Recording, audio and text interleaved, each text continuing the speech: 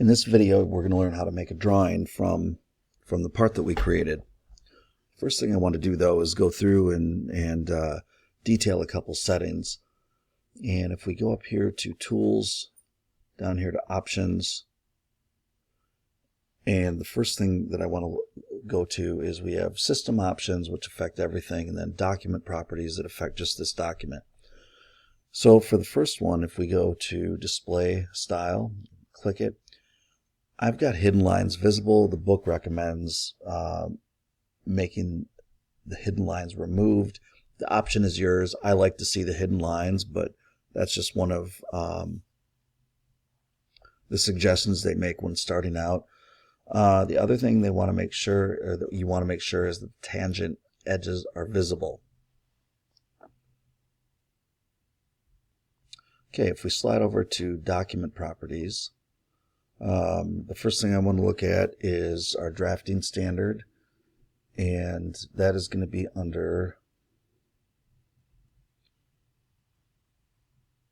this first item on the list, and we want to change this overall drafting standard to ANSI, not ISO.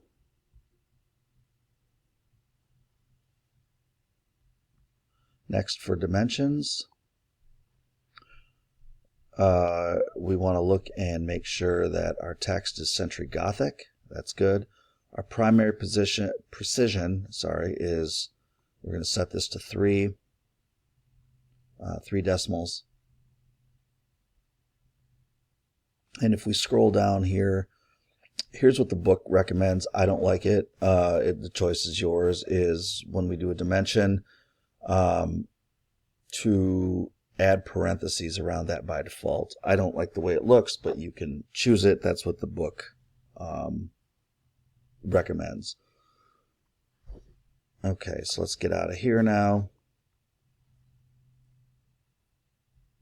So the way we're going to access, we're going to go up to File,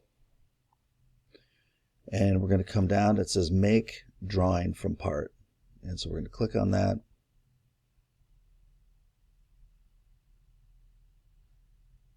And here's our sheet and format size. We're going to choose B. A B size drawing is 11 by 17. And we're going to hit OK.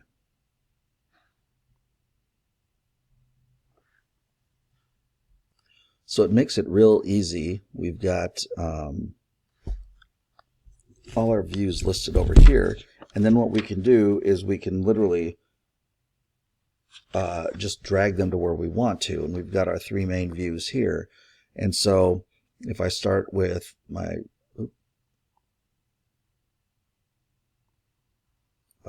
front view, I can just drag that into place,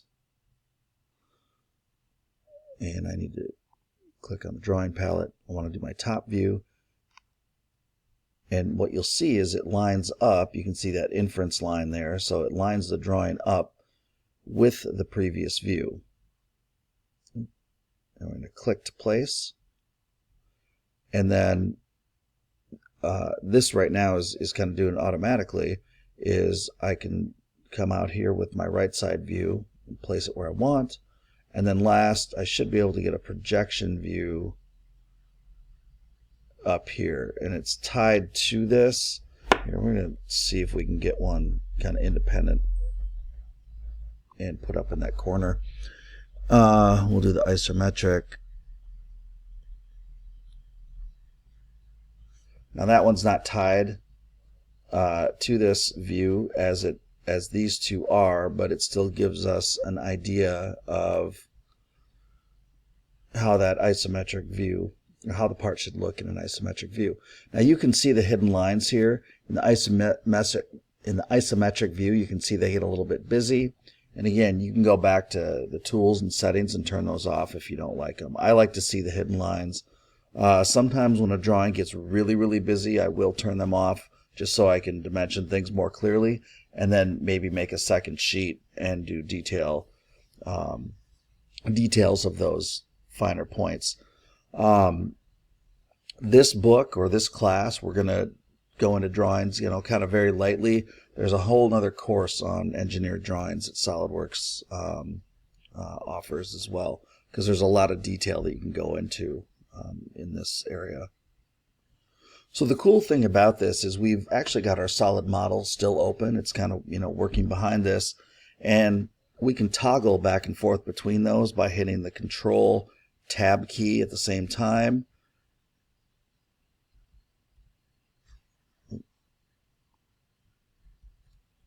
And this will go to the solid model. I can hit Control Tab again, and that'll bring me back to the drawing.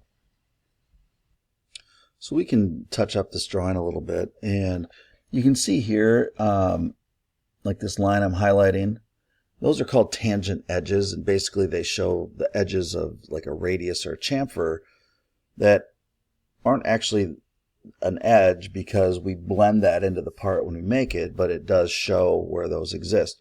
We can remove those and just show the general part. And so you can see this box that it creates around the part. That's kind of that view. And if I click on that, it turns blue. If I right click, I can go down to tangent edge and I can remove that. And now you can see it's just like the top view of the part. And so if I do that in each view, and again, this is a matter of preference. I'm just going by what the book is showing us. And it really depends again on the part. You can see my hidden lines still show up, right? And if you don't want those, I can also do that by view as well. You can see when I click on this view, I get a menu that opens up over here. And if I go down here to display style, I can hover over each one. I get a wireframe. This one should be hidden lines visible. I could remove the hidden lines in that view if I wanted to, but that is also that also gives us a little bit more control. So I'm going to go ahead and put those back. What I am going to do though is I'm going to click on this isometric view. Instead of having a wireframe view with hidden lines like that, I'm going to come down to my display style and I'm going to pick a shaded view with edges. And so now we've got our three views, but now up in the corner I've actually got something that looks like a solid model. It gives us a little bit more idea of what that part should look like when we make it. If we need to reposition these views on the sheet, we can do that too. So if we look at this one, which is our first view that we put down, we call that our source view. And if I highlight that one, all three should move, and I can drag and I can put them where I want. However, if I put this view where I want it, I can also move these two independently by clicking on those boxes. Now they remain aligned with this view, but I can move them either closer or farther away. And sometimes I may need to do that once I start putting dimensions on here and things start getting a little crowded. So we're going to end this video here, and we have probably one, maybe two more shorter videos to complete this section.